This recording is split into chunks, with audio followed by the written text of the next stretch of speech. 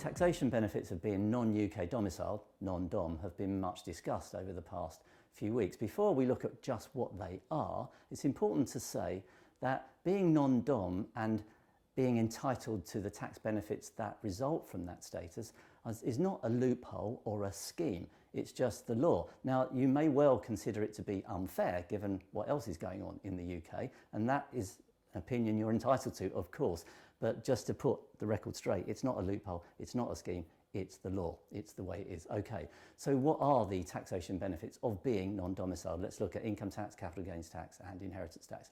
Income tax and capital gains tax we can look at together. Basically, the provisions here, there's a lot more detail on this and you can find it out within Techlink, but the main benefit of being non-UK domiciled is that your income and capital gains generated abroad will not be subject to UK income tax or capital gains tax unless and to the extent you bring them back, remit them to the United Kingdom. So as long as you don't bring in that non-UK income or non-UK capital gains, you are not subject to tax on them. However, that's not without necessarily a price or subject to some conditions. If the total in a tax year of the income and gains is less than £2,000, then there's no price to pay for that remittance basis. If it's more than £2,000, then you have a choice to make. Do you want to elect for the remittance basis of taxation? And if so, you need to pay a charge. Or do you just go, no, I won't do it? In which case you don't have to pay a charge, but then you do have to pay tax on all of your income, your worldwide income, wherever it comes from. Okay, so is it worth paying the charge? Let's have a look at what it is. And for that, I'm just going to turn to my notes. Okay, here it is. The annual charge is £30,000 if you have been in the UK for at least 7 out of the last 9 years, that is resident in the UK. So it's a £30,000 per annum charge to avoid the tax on your non-UK income and gains if you want to elect for the remittance basis.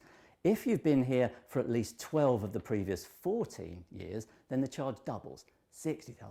So it's quite a high charge, and your decision will be, is the tax I would pay on my worldwide, on the income that I can shelter through this remittance basis, more than the charge? If it is, then it's worth paying the charge. If it isn't, then it isn't, basically. How about inheritance tax? Inheritance tax, right, okay, inheritance tax and deemed domicile and all of that that's gone with inheritance tax has been a subject that we've sort of considered over many years. But the benefit, and this has been brought out in the news recently, hasn't it, of being non-UK domiciled, is that if you're non-UK domiciled, and remember we've had an extension of the definition of domicile that can catch you as being UK domiciled if you've been here for 15 out of the last 20 years. Right, but if you are domiciled, deemed or actually domiciled in the UK, you pay tax on all of your assets worldwide, subject to any double tax treaties. If you're non-UK domiciled, you're only liable to pay inheritance tax on assets that are physically situated in the UK.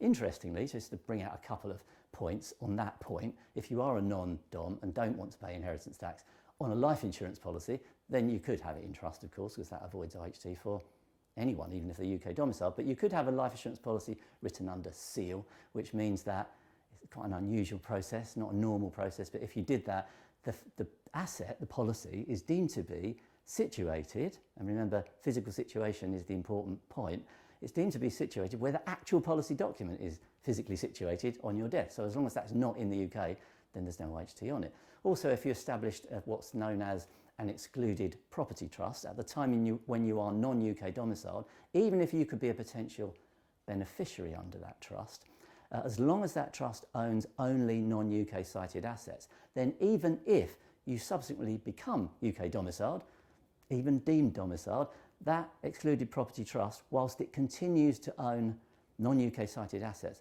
will continue to be outside of the inheritance tax net. So there are two other things to consider in relation to IHT. Of course, with inheritance tax and non-dom, this was discussed in relation to the India double tax treaty, where the provisions apparently are, and you need to take specialist advice on this, is that if you are even UK deemed domiciled here, because you've been resident here for more than 15 years out of the last 20 years, but you've retained your sort of common law Indian domicile. So you're domiciled in India under the common law, but you've been deemed domiciled in the UK under UK law, then under UK law you go, now all my assets is subject to worldwide taxation, but they're also subject to inheritance tax in India. In that situation, the double tax treaty gives taxing rights to India.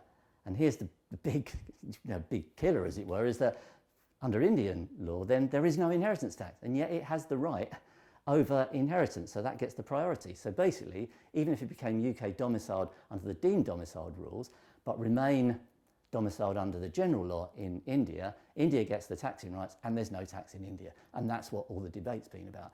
Absolutely specialist advice needed, especially when any double tax treaty is involved. Because when you've got this kind of dual domicile deemed in the UK and actual domiciled somewhere else, it's going to be quite complex. I would actually say, though, that the range of treaties that the UK have in relation to double tax treaties, that is, in relation to inheritance tax, is a far smaller range than the treaties that exist in relation to income tax and capital gains tax. Again, covered in more detail on Techlink.